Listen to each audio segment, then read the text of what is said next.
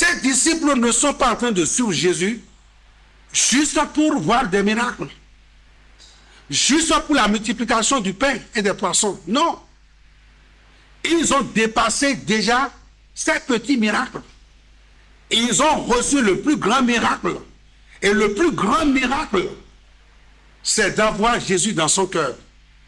C'est d'être sauvé par l'œuvre de Jésus à la croix et d'être enlevé en ce jour que nous attendons impatiemment, qui va venir certainement. C'est ça l'essentiel que nous devons poursuivre derrière Jésus.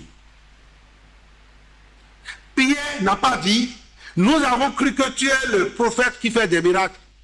Nous voyons en toi un grand prophète qui fait des miracles, qui ressuscite le mort. Nous, ce n'est pas ça leur argument. Ce n'est pas ça leur fondement. Mais ils ont pris Jésus-Christ lui-même comme étant la base, comme étant la fondation de leur nouvelle vie en Dieu, de leur nouvelle vie pour la vie éternelle. Ils ont vu que Christ en eux et eux en Christ, ils sont collés. Plus personne ne peut plus les séparer de Jésus. Plus jamais. C'est ça la vérité. Toi qui m'écoutes, toi qui me regardes à travers cette vidéo, je te pose la question. As-tu le fondement en toi? Je vais encore mieux expliquer ce que je dis par fondement. Nous allons lire dans l'évangile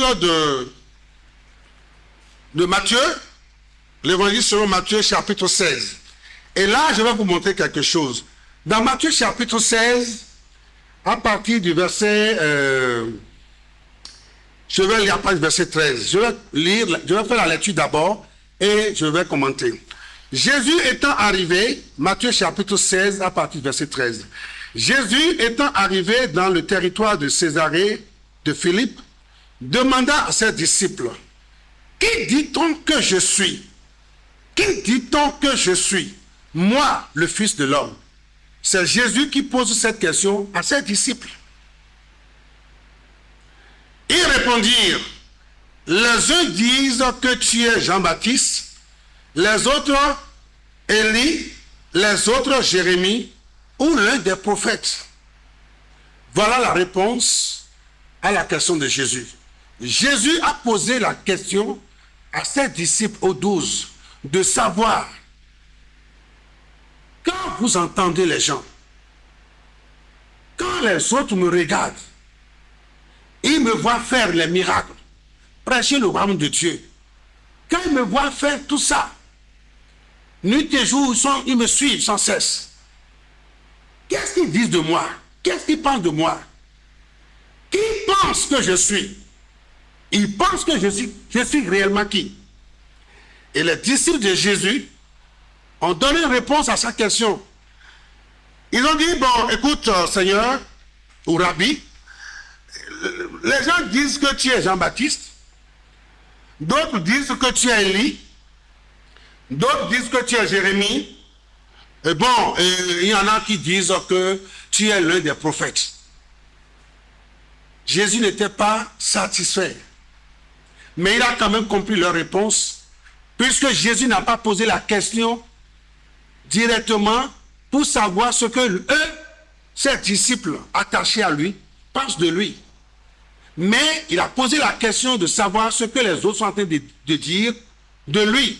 C'est pourquoi ils ont donné cette réponse. Maintenant, nous allons lire la suite et vous allez comprendre que aller au ciel, ce n'est pas mener n'importe quelle vie derrière Jésus-Christ pour se retrouver au ciel. Ce n'est pas ça. Cessons de nous amuser. Alors qu'ils ont donné cette réponse à la question de Jésus, au verset 15, écoutez la deuxième question que Jésus va leur poser. Et vous, leur dit-il, qui dites-vous que je suis? Et vous, leur dit-il, qui dites-vous que je suis? D'accord, j'ai compris que les uns disent que je suis Jérémie, je suis Jean-Baptiste, les autres disent que je suis l'un des prophètes. C'est ce qu'ils pensent de moi. Dans leur vision, ils me traitent comme un Jérémie qui est ressuscité, comme Jean-Baptiste, comme Élie qui est ressuscité. D'accord.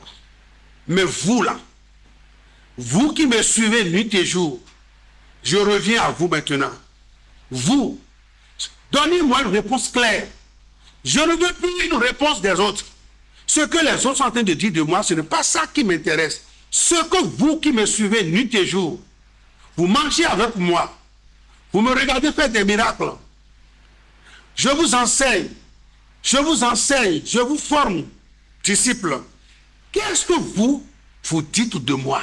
Laissez la réponse des autres. Vous, votre réponse que je veux. Vous voyez? Ce qui intéresse Dieu, ce n'est pas la foule qui remplit nos églises locales. Mais ceux qui remplissent nos églises locales, quelle est la réponse, la bonne réponse qu'ils ont à donner à la question, la même question que Jésus a posée à ses disciples? C'est cette réponse qui peut nous donner la joie que nous avons une grande église. Ils sont milliers, ils sont 5 000, ils sont 30 000 qui vont au ciel.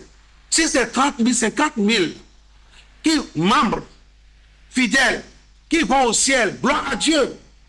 Mais les 50 000, Jésus leur pose la question de savoir que ces 50 000 membres dans votre église locale, dans notre église locale, quelle est la bonne réponse qu'ils sont en train de donner actuellement à la question de Jésus, la même question qu'il a posée à ses disciples. Mais vous, qui dites-vous que je suis? C'est là où il y a la vie éternelle ou pas? Et nous allons encore écouter la réponse que Pierre va donner. Au verset 16, il est écrit, Simon Pierre répondit, tu es le Christ, le Fils du Dieu vivant. Écoutez bien la réponse de Pierre. Cette fois-ci, Pierre n'a pas dit, les autres disent que. Cette fois-ci, Pierre n'a pas dit, les autres disent que tu es Jérémie, ou bien les uns disent que tu es le prophète Élie. Non. Écoutez bien la réponse que Pierre va donner à cette question capitale. Et je m'en vais vous dire, pour une question capitale, ça demande aussi une réponse capitale. Jésus va maintenant poser une question très capitale, très importante. Et il s'attendait à ce que ses disciples lui donnent une réponse très capitale, très importante. Et Pierre, prenant la parole, dit, tu es le Christ, le Fils du Dieu vivant. Jésus, reprenant la parole, lui dit, tu es heureux, Simon, fils de Jonas, car ce ne sont pas la chair et le sang qui t'ont révélé cela, mais c'est mon Père qui est dans les cieux. Cette réponse, Pierre, que tu viens de donner ne vient pas de toi. Parce que la chair ne peut pas donner cette réponse. Toi-même, Pierre, en tant qu'être humain, impossible pour toi de donner cette réponse à ma question. Si toi, tu arrives à donner cette réponse à ma question que je suis le Christ, le Messie, le Fils du Dieu vivant, ça doit être une révélation de mon Père. C'est mon Père qui est dans les cieux, qui t'a révélé, qui t'a donné cette possibilité de proclamer qui je suis réellement. De proclamer qui je suis réellement. C'est mon Père qui a fait ce miracle en toi. Vous voyez comment Jésus a apprécié la réponse de Pierre. Et Jésus va ajouter quelque chose. Et moi, je te dis que tu es Pierre. Et que si cette pierre, je bâtirai mon église. Et que les portes du séjour des morts ne prévaudront point contre elle. C'est là où tout est joué. Jésus ne veut pas qu'on le suive sans connaître qui il est réellement. Lorsque vous suivez Christ, lorsque vous allez à l'église,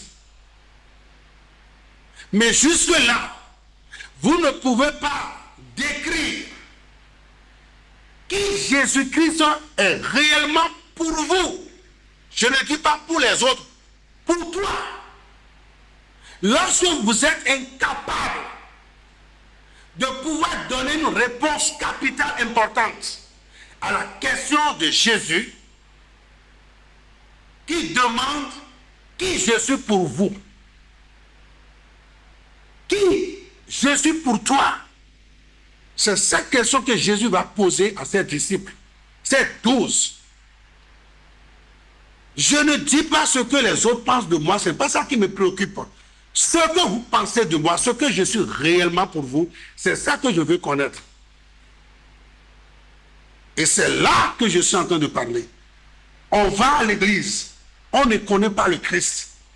Il vous faut la révélation de la personne de Christ. Il vous faut la révélation de la personne de Christ.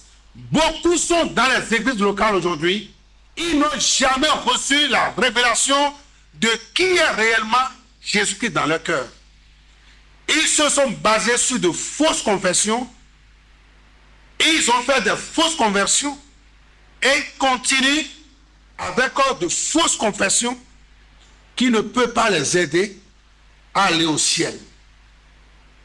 Examine-toi, toi qui me regardes, toi qui m'écoutes, examine-toi pour voir si tu as compris réellement qui est Jésus-Christ dans ton cœur. Jésus-Christ dit à Pierre, cette réponse que tu viens de donner ne vient pas de toi. C'est mon Père qui t'a révélé cela. Et comment être sauvé? Comment être sûr que réellement nous sommes nés de nouveau, que réellement nous sommes sûrs que Jésus reviendra nous chercher? C'est seulement quand nous avons confessé Jésus-Christ, non pas comme un faiseur de miracles, comme un certain prophète, comme quelqu'un qui nourrit, quelqu'un qui vous bénit pour la promotion, quelqu'un qui vous distribue des visas pour voyager. C'est quand vous dépassez ces raisonnements, vous dépassez ces fausses confessions qui ne vous donneront jamais la vie éternelle. C'est quand vous allez garder dans votre cœur que Jésus est le Christ, le Messie, le Fils de Dieu. Et que vous n'allez pas traiter Jésus comme un prophète, Jésus comme un faiseur de miracles, quelqu'un qui vous apporte de la chance.